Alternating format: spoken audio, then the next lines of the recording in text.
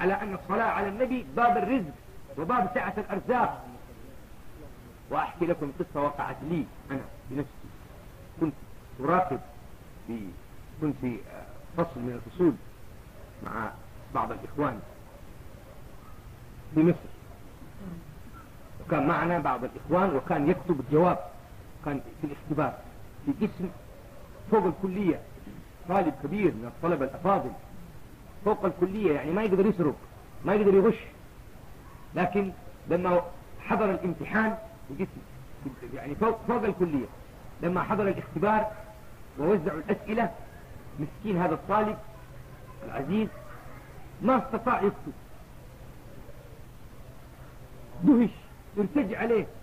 وهذا يقع بالطلبة، يكون الطالب مسكين مذاكر يقع كثير بالطلبة، يكون الطالب مذاكر ومجتهد وطالع، لكن لما يدخل في صالة الامتحان يحتار كيف يكتب، يقع، ثم دهشة يقع بالطالب مثل هذا، هذه اسمها حيرة. فهذا وقع في حيرة ولا يقدر انه يسرق، لأن السؤال الجواب من 30 صفحة، منهج، سؤال منهجي يحتاج إلى أسلوب وإلى علم، ومهما نظر إلى تنسيقه ما يمكن يسرق منه. هذا الأخ وقلت له: ما لك يا فلان؟ قال لي: أنا والله يا سيد ذكرت وطالعت وقرأت، لكن ماني عارف كيف أبدأ الكتابة، ماني عارف من فين أبدأ، ماني عارف. قلت له: طيب إيش رأيك إنك هي المدة كلها 4 ساعات تشتغل بالصلاة على النبي، صلي عليه.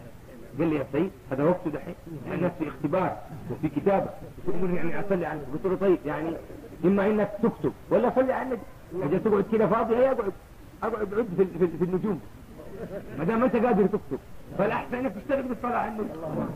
أنا ما قلت لك لا تكتب واشتغل بالصلاة، قلت لك إذا ما تقدر تكتب اشتغل بالصلاة على النبي، هذه ما تضيعك لأنك أنت ما أنت قادر تكتب.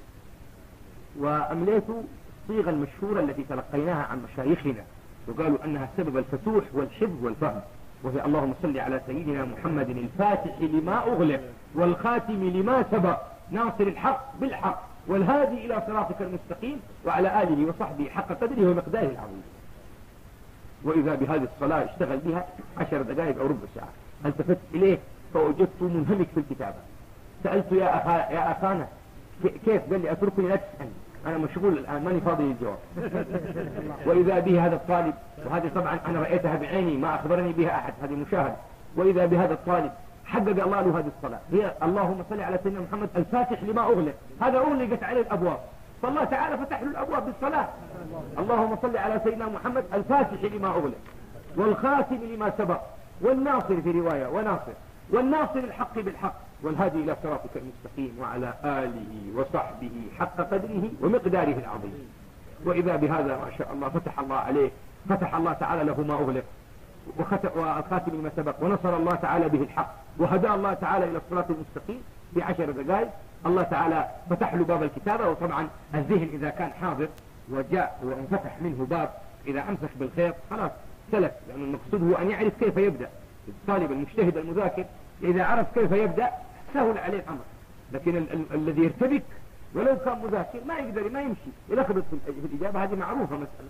فلما اشتغل بالصلاة الله ببركة الصلاة والسلام على النبي، هذه صلاة الفاتح، الله تعالى فتح له الأبواب وهدى طريق الصواب إلى طريق الصواب، وبين له الحق والخير ببركة الصلاة والسلام على النبي. ولا زلت أنصح بها أحبابي وأنصح بها إخواني وأنصح بها تلامذتي، ويوجدوا بركتها ويوجدوا الانتفاع بها ووجدوا الفهم فيها ووجدوا الحفظ فيها. وهي صلاة مباركة تلقاها سيدنا الإمام أبو العباس أحمد التيجاني عن سيد رسول الله صلوات الله وسلامه عليه، كما تلقاها الإمام توفيق الإمام البكري صاحب ورد السحر.